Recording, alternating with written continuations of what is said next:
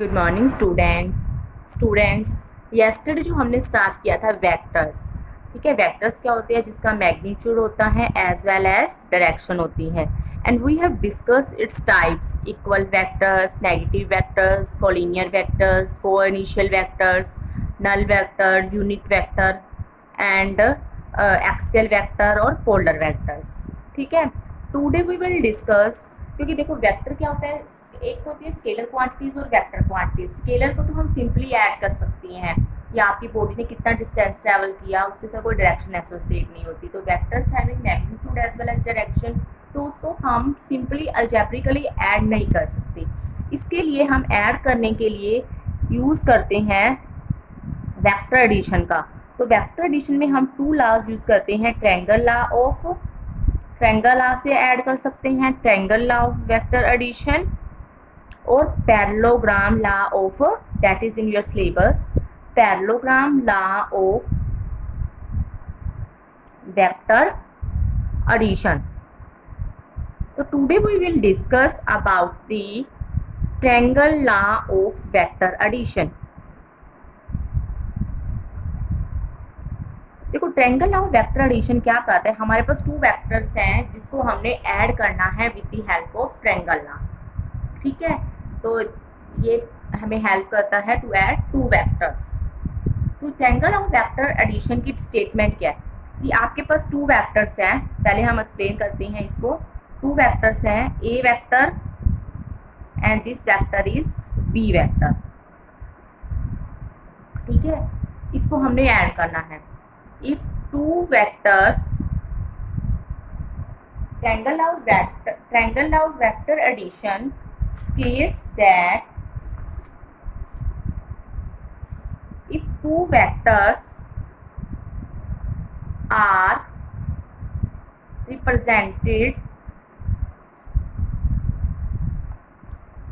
both in magnitude,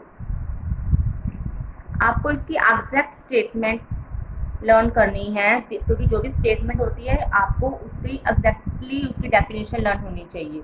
there will be no modification in it. If two vectors are represented both in magnitude and direction by two sides of triangle, क्योंकि triangle of vector addition है तो हम two sides of triangle लेंगे। If two vectors are represented both in magnitude and direction by two sides of triangle taken in the same order,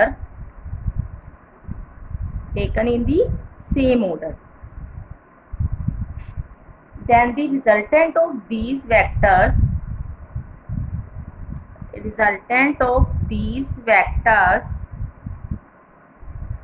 is represented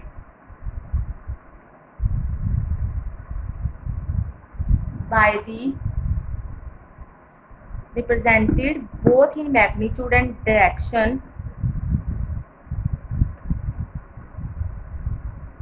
direction by the third side of triangle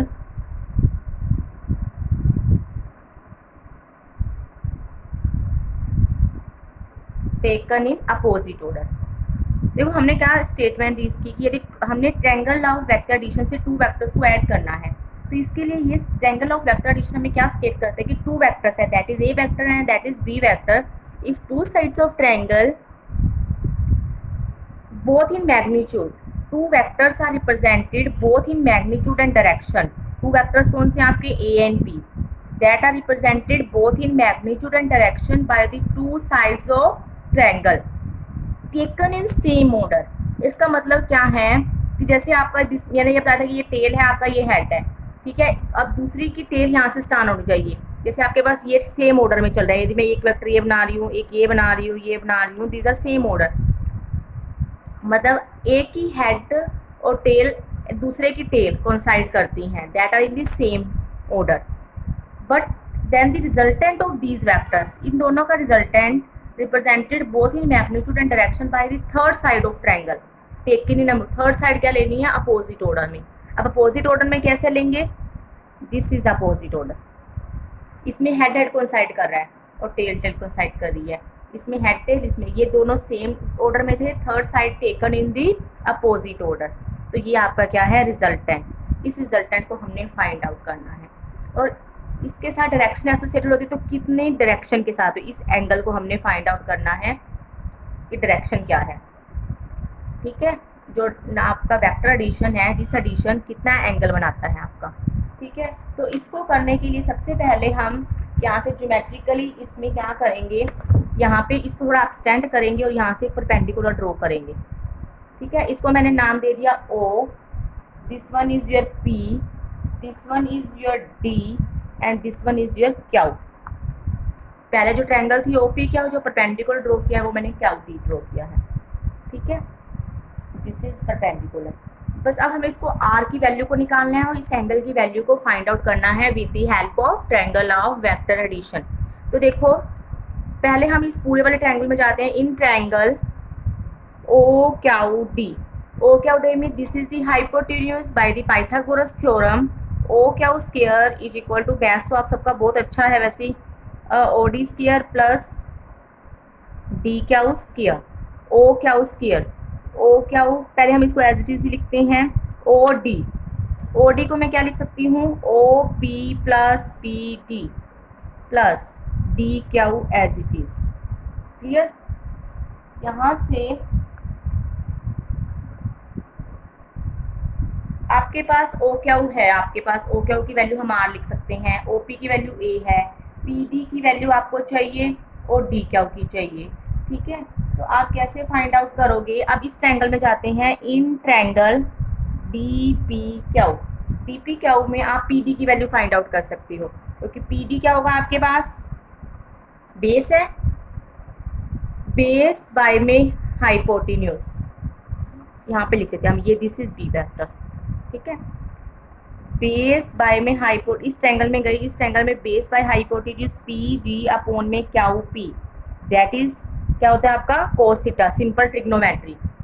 तो PD, QP की value क्या है, B cos theta, तो PD आपका आ गया B cos theta. Clear, मैं इसको simply B लिख रही हूँ। ठीक है, PD की तो हम यहाँ पुट कर देंगे। नेक्स्ट आपके पास है DQ की वैल्यू क्या है, इसको हम इस तरह से लिख सकते हैं मैग्नीट्यूड की फॉर्म में, ये B वेक्टर का मैग्नीट्यूड लेंगे P यहाँ पे। ठीक है, P को सब इसकी जगह हम ये लिख सकते हैं। नेक्स्ट आपके पास DQ को निकालते हैं इसी ट्रायंगल से। DQ क्या आएगा आपके पास, परपेंडिकुलर अपॉन में QP, that is sine theta. DQ की वैल्यू निकालनी है, QP आपके पास क्या है,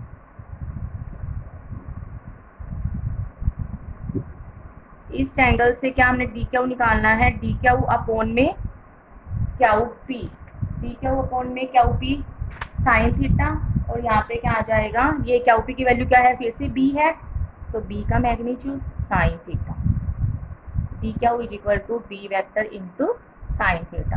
अब सबकी वैल्यू आपको पता चल गई, हम इस पे पुट कर देंगे दिस OQ को मैंने किससे रिप्रेजेंट किया है, R से, तो हमने मैग्नीट्यूड की फॉर्म में लिखना है R वेक्टर का स्क्वायर।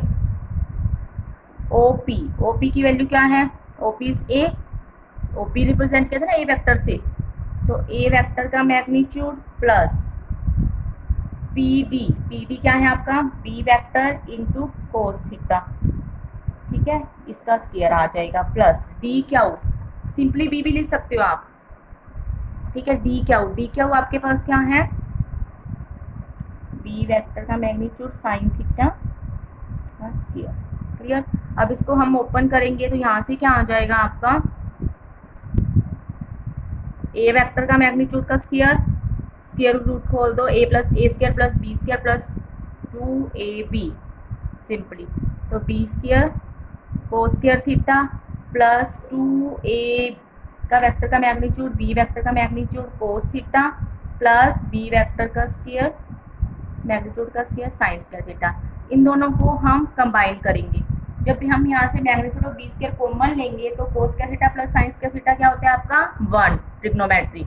तो यहाँ से आपके पास आ जाएगा A square plus B square, ये 1 हो गया, तो प्लस 2AB कोस थीटा, ये आपका रिजल्टेंट आ गया।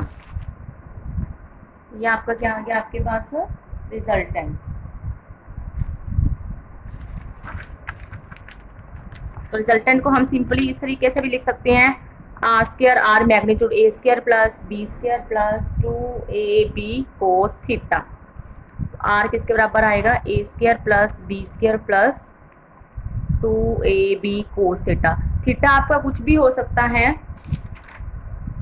क्योंकि यहाँ पे आपके ये जो टू वेक्टर्स थे इनके बीच में जो एंगल था वो थीटा था यहाँ से, ठीक है। तो आपके पास ये जो थीटा है कुछ भी हो सकता है, ऐसा हो सकता है कि ये तो हमने हमारे ए और बी वेक्टर दोनों थीटा एंगल बना रहे हैं, ऐसा भी हो सकता है कि दोनों वेक्टर सेम डायरेक्शन में हो, दोनों वेक्टर अपोजिट डायरेक्शन में हो, दोनों वेक्टर 60 का एंगल बना रहे हैं, 45 का बना रहे हैं। तो जो भी एंगल बना रहे हैं हम इस वैल्यू में पुट करेंगे और आप क्या फाइंड आउट कर सकते हो, रिजल्टेंट।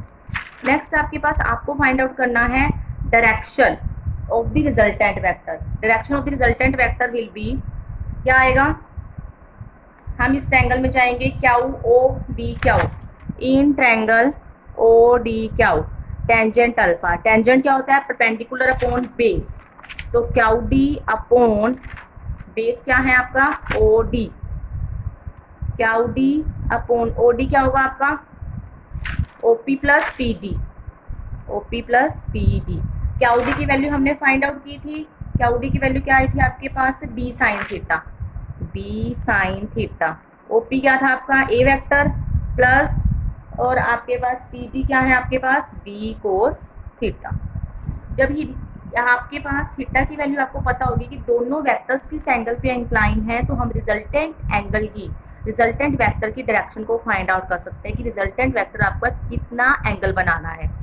तो हम यहाँ से टेंजेंट अल्फा निकाल सकते हैं by putting the value of theta, ठीक है। जैसे मान लो कि मैंने ये कहा कि दोनों वेक्टर्स कोलिनियर हैं, तो दोनों वेक्टर्स कोलिनियर जो कल हमने किया था, कोलिनियर वेक्टर्स क्या होते हैं, चाहे वेक्टर इक्वल और अनइक्वल मैग्नीट्यूड के हो but lying in the same direction, same direction में है तो थीटा की वैल्यू क्या होगी, 0। सेम डायरेक्शन में तो थीटा कोई भी एंगल नहीं बनेगा, दोनों वेक्टर सेम डायरेक्शन में हैं, कोई भी एंगल नहीं बना रही हैं, थीटा की वैल्यू 0। तो यहाँ पे थीटा की 0 पुट करेंगे, साइन 0 क्या हो जाएगा 0, ठीक है। ऊपर वाला 0 हो गया तो अल्फा की वैल्यू क्या हो जाएगी 0। मतलब रिजल्टेंट वेक्टर की भी आपके पास क्या है, डायरेक्शन वही है जो दोनों वेक्टर्स की थी, ठीक है, कोई भी एंगल यहाँ। और यदि मैं इसकी रिजल्टेंट वेक्टर की वैल्यू फाइंड आउट, दोनों वेक्टर्स हैं, यहाँ पे हम पुट करेंगे 0, कोस 0 क्या हो जाएगा 1, A square plus B square plus 2ab, A plus B का होल स्क्वायर कट होकर क्या हो जाएगा R equal to A plus B. तो सिंपली ऐड हो जाएंगे दोनों वेक्टर्स, यदि दोनों कोलिनियर वेक्टर्स हो तो सिंपली क्या हो जाएंगे, ऐड हो जाएंगे रिजल्टेंट निकालने के लिए, क्योंकि थीटा क्या हो जाता है 0। तो हम कोई भी एंगल ले सकते हैं to find the value, to find the resultant of two vectors, ठीक है। तो हम एक जनरल लॉ निकालते हैं, that is the triangle law of vector addition. Students आप सबको इस triangle law of vector addition के नोट्स बनाने हैं और उसको मुझे सेंड करने हैं, ठीक है। It is mandatory for all the students. Thank you students.